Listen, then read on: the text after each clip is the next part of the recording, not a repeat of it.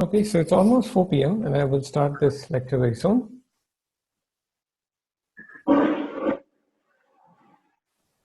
So as before I start this lecture, just a quick question. Does anyone have any doubts about what we did so far? All right, so it is 4 p.m. and I will get started. So what we're going to look at is multi-indexing. So as before, let's just start with the usual imports.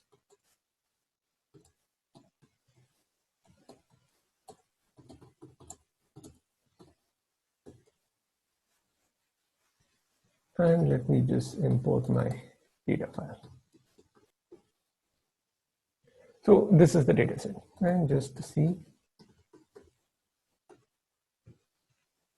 this is the head. So let me just quickly go and rerun the one which I did before, right? So for example, I had said this is group 1, right? And as before, just to confirm, this is a group by object. And we can get this usual data frame again, right? So we got this data frame.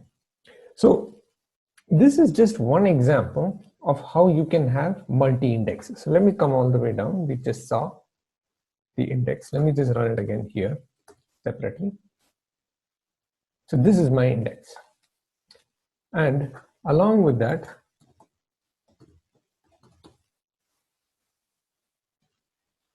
this is the entire group by object. Okay, so this is my group by object. So in this group by object, we can just create anything, any kind of mean, and we get something, and we can get any number of columns. So we just extracted these 2 columns.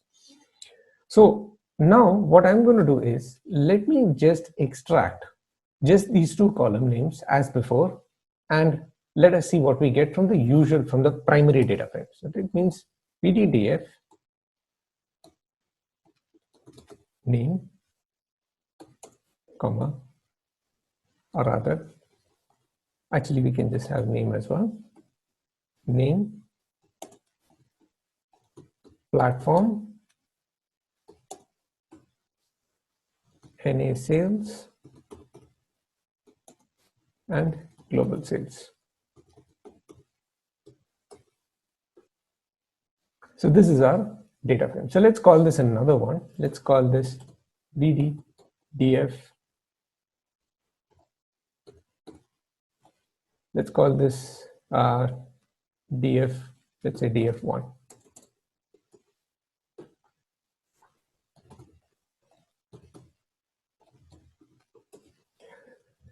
So what I'm trying to say is, if we compare these 2 data frames, that is DDDF DF1, right, which is basically I am just extracting 4 columns from the original data frame, and I compare it with a group by object where I have grouped the original data frame with respect to name and platform, right, and I'm having the 2 columns separately, right? Now what I'm trying to say here is, if you want to query North America sales or global sales with respect to name and platform, in that case, how will we do it with these 2 data frames? First, let's do it with this data frame, original data frame, and then let me compare it with the group by object. So before that, I'll just stop for a minute and ask, does anyone have any doubts about what I'm trying to do, or like what I wish to show you? I can just clarify if necessary.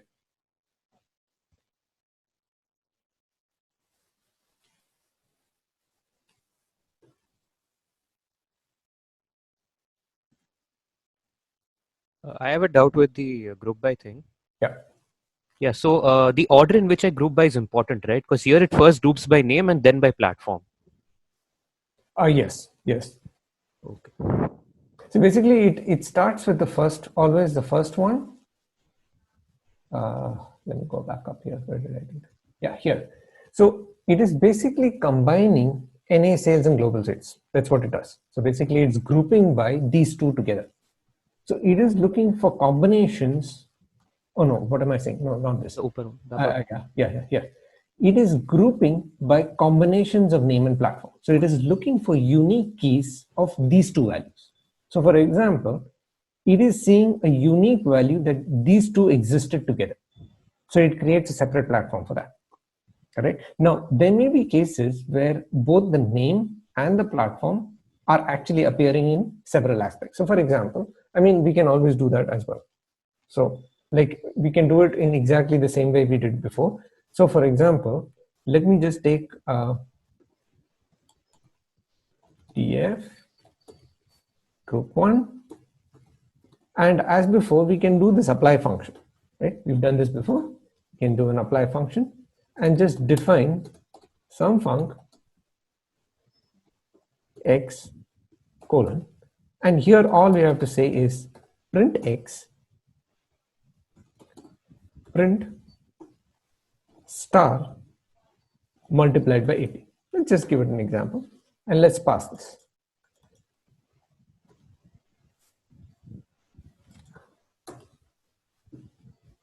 So you see here what is exactly is happening. It is grouping these two, it is grouping them together in a particular manner. Of course, to make any sense out of this, you probably should cut down the number of columns. But if you combine what is exactly happening, you will see that this is what is happening. And in some cases, you will see it is bunching them together according to these two columns that we have specified. So these are the groups of rows for each of these column specifications. So it is taking name and platform. Now, there will be some cases in which name and platform will have only one such unique combination. There will be some cases in which name and platform may have occurred several times, right? And all of them will be put together in a particular group when that happens. Does that answer your question? Yeah, thank you. Yeah. So to continue, now, what I'm trying to do is, let us say we want to find out, let's say, give me an example of a query. One of you people, give me an example of a query with name and platform. So it's just like if you want to look for a book in a library, right? You want to look at a book for a library and you want to say, you want to find out Python for data science, example. Now, in the same way, give me an example of a query in this data frame, that is this one, the raw data frame, where I have just selected these 4 columns together, where you want to select with respect to name and platform. Give me an example and I'll show you how we can do it.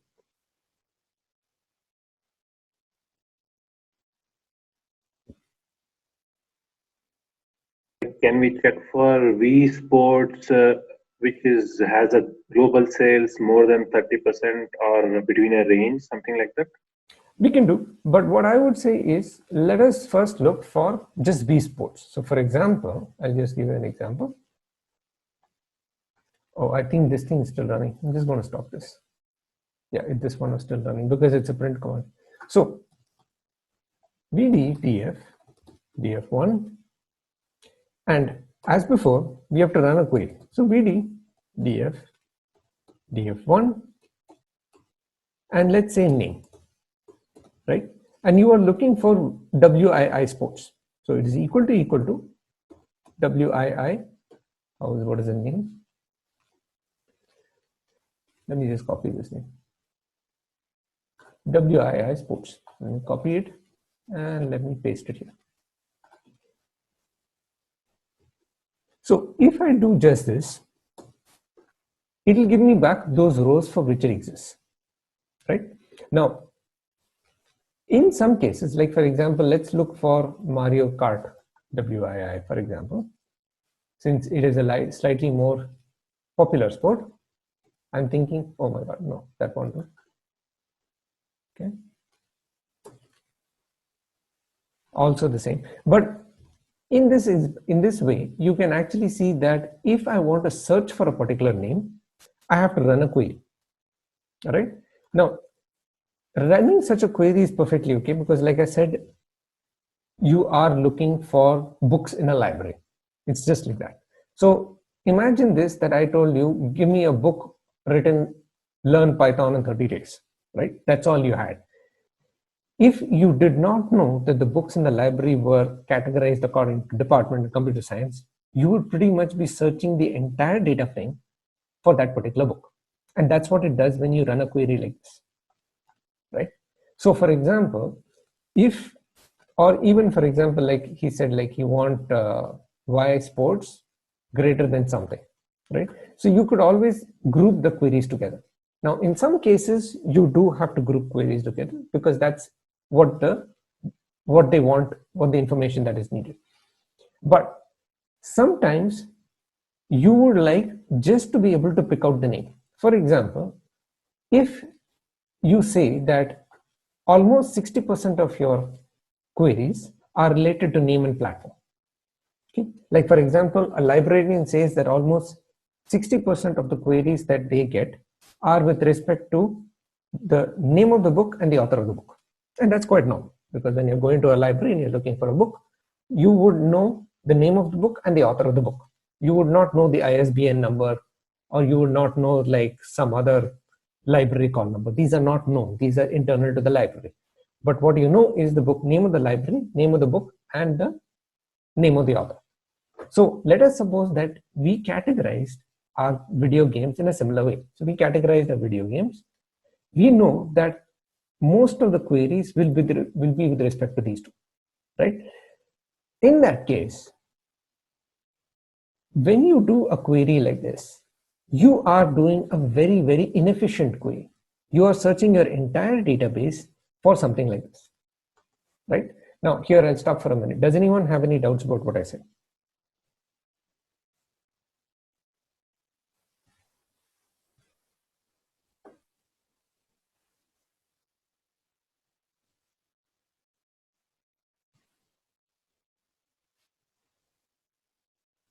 Okay, so I'll keep going.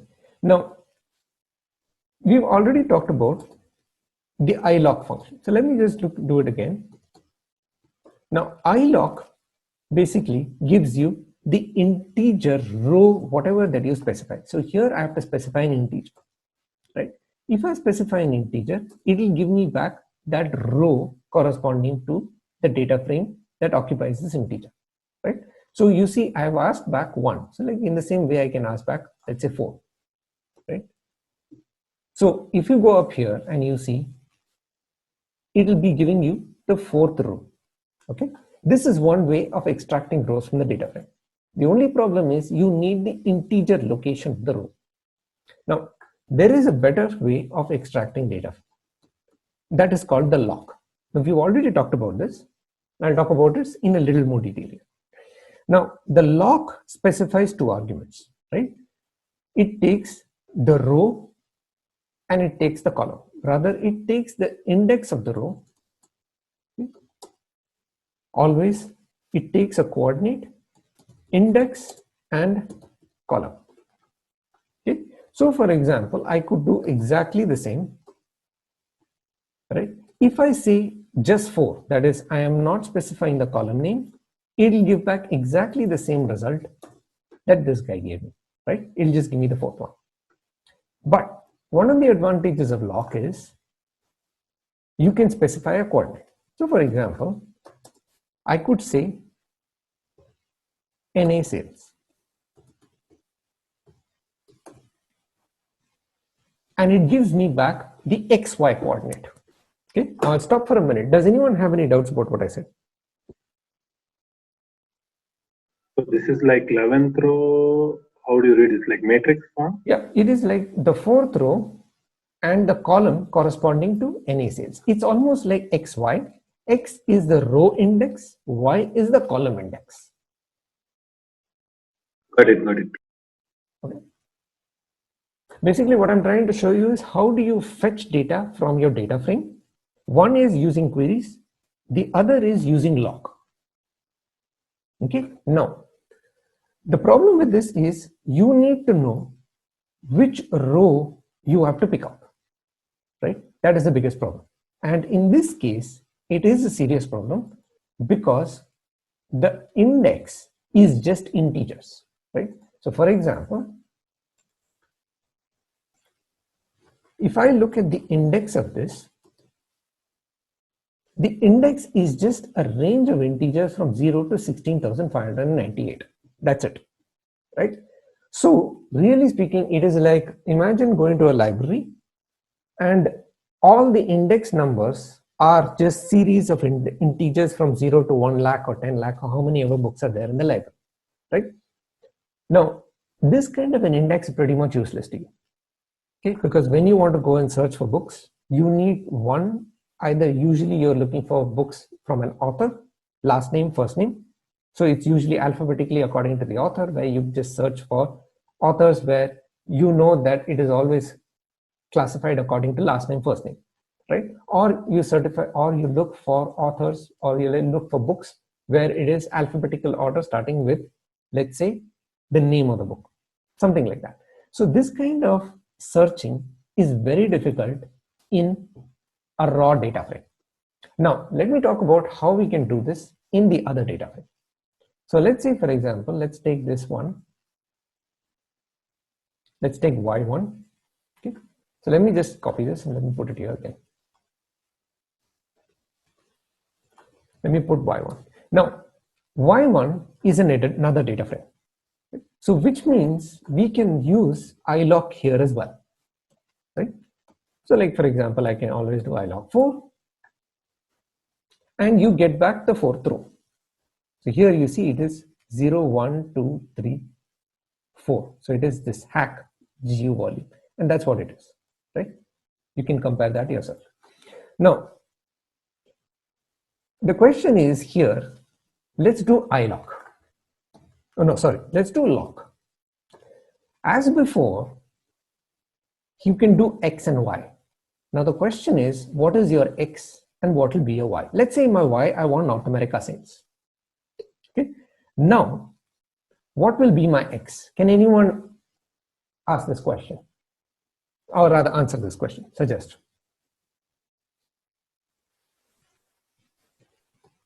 Basically, I'm looking for X and Y values. So what less it is? It will be a number, index number. Now, come here and look. What is the index? The index is a multi-index. So there is name and there is platform.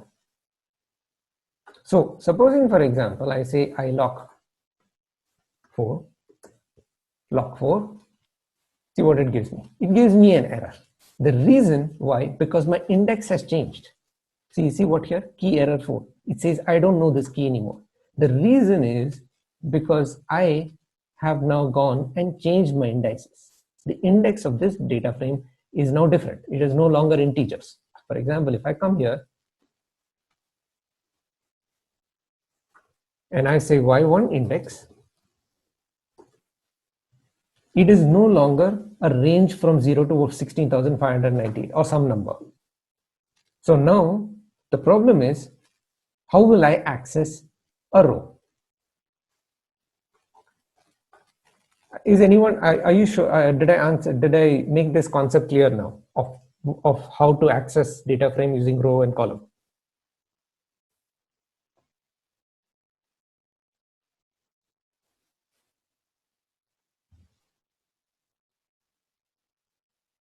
Okay, let me carry on then. So we've already seen iloc will always work. So for example, iloc 4 will still work, no problem. What will not work is loc. Now, what we need to understand is, what is our index? Our index is name and platform, right? So we know WII Sports was one of them. So let me say WII Sports. Let me go up, I'll copy that because I might get it wrong.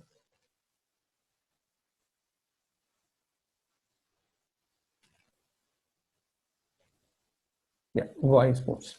Let me go and copy this.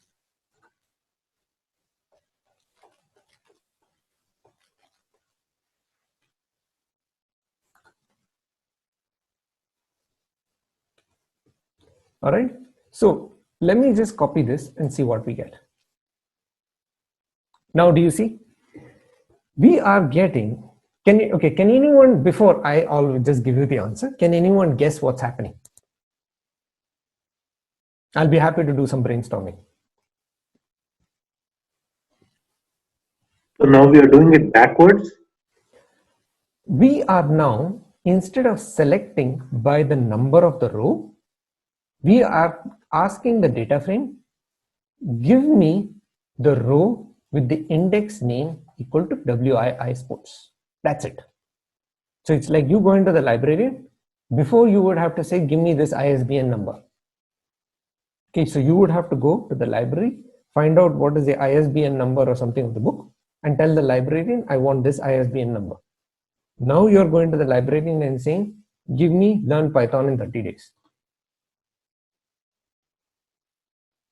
What is the map? Only Wii Sports, that's it? That's the thing. So now I'm going to go into this. There is a multi-index. There is a name. There is a platform. Okay. Now I have just specified the name. Now let's go on and tell you further. So what if the platform is there? Okay.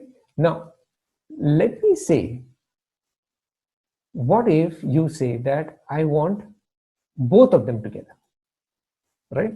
So for example, I'm saying that I want to specify, see, because there are two indices. I specified one index and it has returned the row. It has said that there is one more index, platform, right? But we did not specify it. So therefore it gave it back to us. All right. So now the question is, what if I want to specify both of them? In that case, there is a special syntax. You have to specify it in parentheses. If I specify in parentheses WII, it will give you back just the value, exactly the same way it gave you back if I specified with the previous one.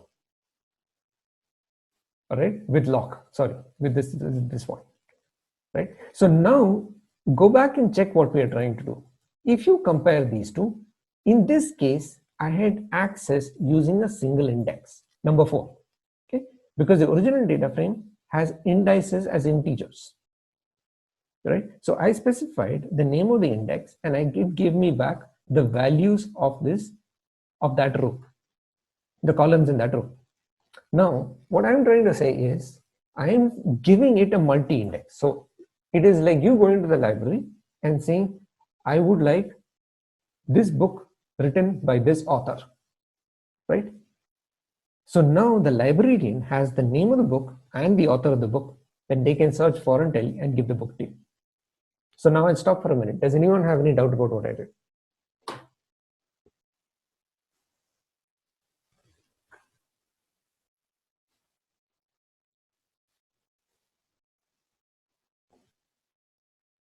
Okay, let me continue and I'll show you what happens. Supposing, for example, let me just look at Y again. Okay, now let me say Y. Supposing I say Y name, Y1 name, it gives me an error because this is now name is an index, right? Name is no longer this, what do you call it? No longer a column, it is an index. So to access by name, let me say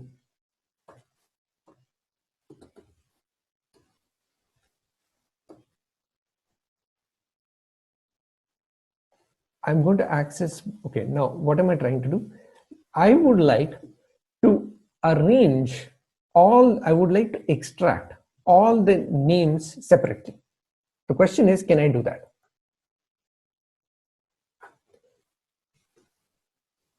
Okay, okay, now first and foremost, I think there is a break. Okay, can you people ask your doubts? I think this is a slightly complicated concept because it's multi-indexing. So take your time and ask your questions if you have any.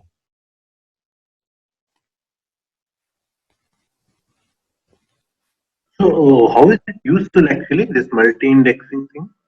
So multi-indexing, the main advantage of multi-indexing is it speeds up your queries. So for example, if you have a data frame and you know that most of your queries, like I'm giving an example for library, you know that in a library, most of the books, people who come and ask for books, they ask for books with respect to the name of the author and the name of the book. Now, it may so happen that in a data frame, you might find that most of the time people are searching for data with respect to certain keys.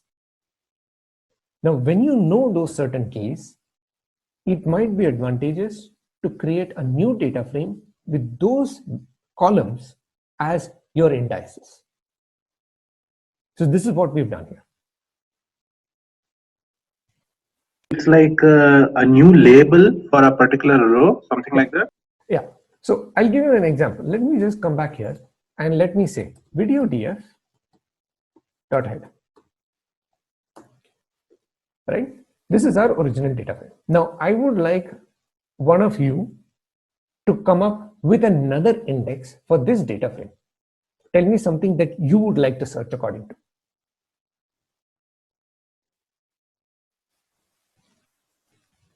Because rather than me giving an example, let's say you were looking for something in this data frame.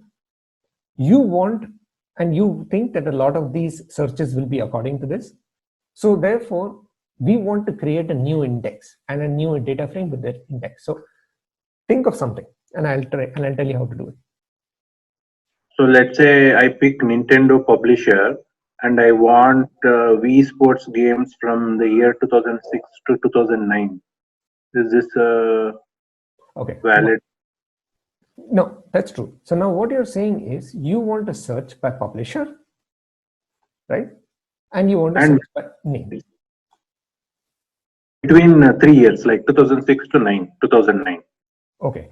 So now you need to narrow down your search a little. Now, for example, you're saying you want publisher, you want name, you want year, right? Now, Yes.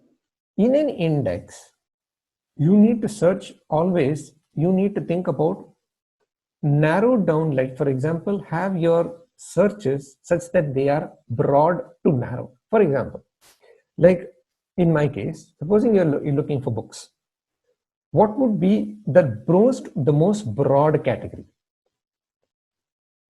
The field of the book. For example, no, the field. Yeah, no, the author is a little more specific. See, like think about this. Think about you're going to a library looking for a book, right? Right. Now, first thing is you look at the book and you'll think, what kind of book is it? Is it engineering? Is it humanities? Is it economics? Is it something else? Or is it fiction? Something like that, right? So these are broad areas first that you would like to categorize the book. After that, you can put further specializations. If it is engineering, what kind of engineering it is, right? So in any kind of indexing, you always go from more general to more specific. Does that answer your question? Yes, correct. Let's say I go to pick up engineering books related to programming. So would the language be a broader filter criteria? That also could be, yes, that could be, yes. So let's say, for example, in this data frame, supposing we want to reindex it, let's look at the columns. So for example, we've already seen names. Let me look at it again, name. And we have seen the number of unique columns, number of unique values in the name. Okay.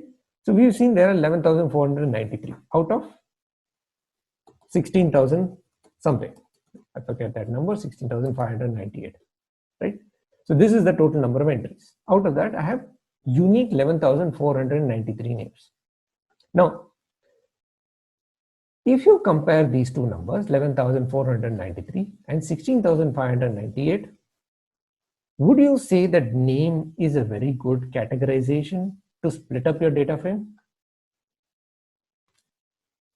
In this case, yes, right? It reduces it by a certain factor. True, but think about that factor. It is pretty.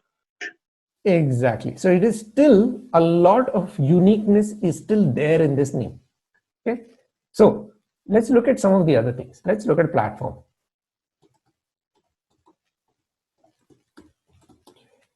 The reason why I want to show you this is because in data science, quite often you just given a data frame, but sometimes even the people who create the data frame don't really know much about their data. They just collect it. So you have to sort of search through it and try to look for patterns. So now look, the platform, there are only 31. Now compare these two numbers, 16,598 and 31. Would you now say that platform is a more broader segregation of your data? True, true, true. Anyone else has any comments, by the way?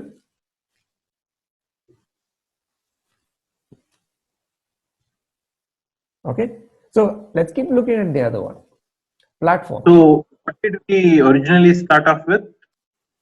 No, initially we just took like a group by of name. What I wanted to just show you is multi-indexing. But what I want to show you now is how is multi-indexing powerful? For that, first we have to now categorize our data frame. So what we are trying to do is looking for a way to categorize our data frame so that we break the data frame into nice good chunks. Got it, got it. Okay. So this actually is the kind of a challenge that you will face, because what happens is you are given data and you are now looking for patterns. So let's look at what happens in year. Same thing. And unique. We have 39. That's not bad either, right? This also is a reasonable classification of your data frame. Okay. Now I'm just going to copy this because I don't want to keep typing. Now after that year comes genre. I don't know how you say this. Genre. Yeah. So now genre is 12, even more interesting. Do you agree? We are narrowing it down. Exactly. So now let's keep going. Let's look at publisher.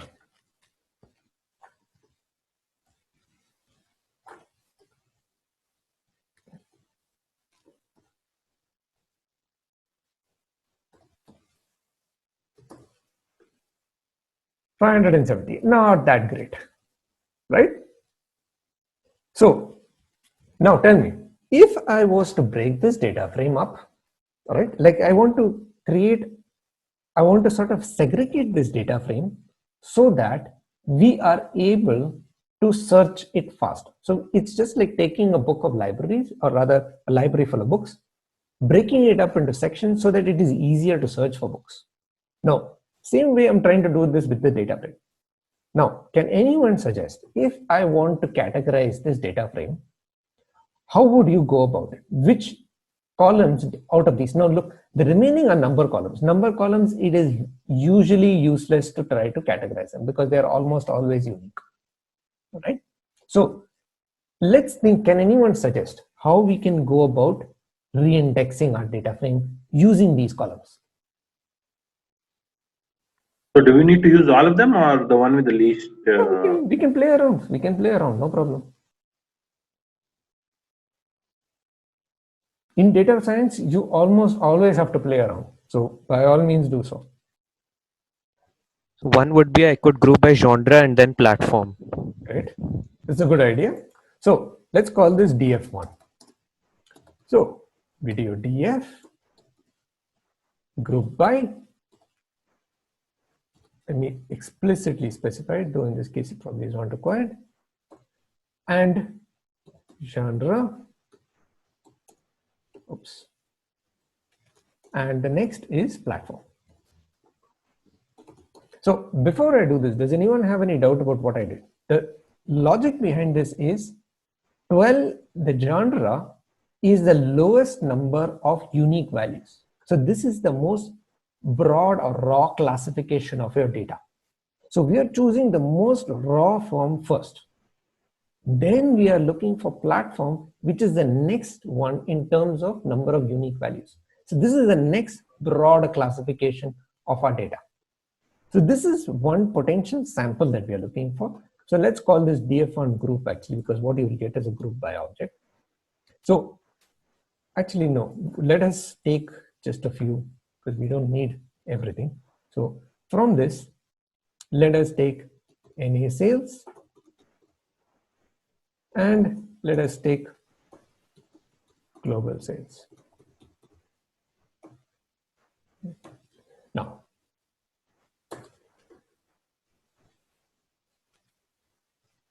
indexing with multiple keys will be deprecated. Use a list instead.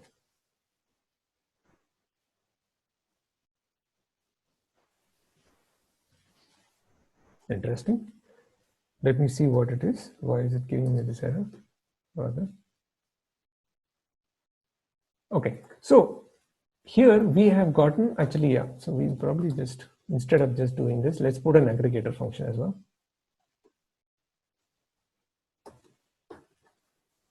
And let's look at DF1. So this is what we get.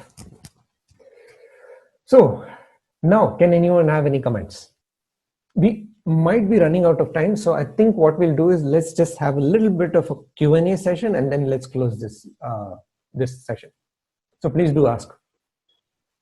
With regards to getting an index or choosing which index to work with, it also depends on what we want to do with the data set, right? So suppose I'm trying to do some prediction with the publisher. Yeah. Would it be better to put publisher as my index? Yes, of course. Of course. I would only say that unless you are sure, absolutely sure, because remember something, that in real world data, you will not be having just 16,000 rows. You might be dealing with millions. So which means you probably don't want to keep doing this again and again and again and again. So I would say it is usually beneficial if you do it once or twice. And usually, even if you want to segregate, let's say, for example, if you're absolutely sure you're only interested in publisher, then go ahead. But if you think publisher is one of the useful ones, then what I would say is split it up, starting with genre, platform, and then publisher. So now you have multi-indexes, and you also have the index which you want, but you also have a better classification of your data so that you can use it for other queries as well. All right.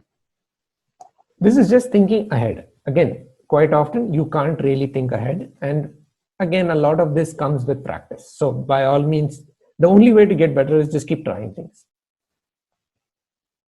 Any other question?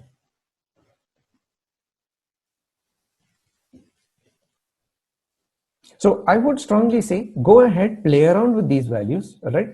And see what you get. And we'll talk about this in the next lecture, where we'll talk about how we start extracting values. So again, just a quick, if anyone has any doubts, please do ask. It's just, we are almost out of time.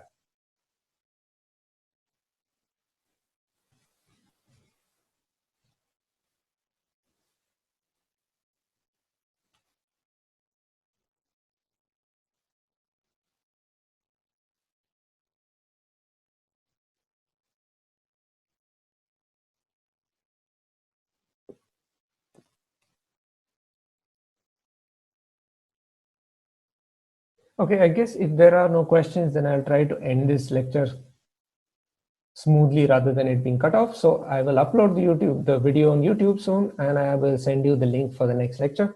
So I'll say see you all tomorrow. So goodbye for now. Thank you very much. Thank you, sir. Thank you, sir.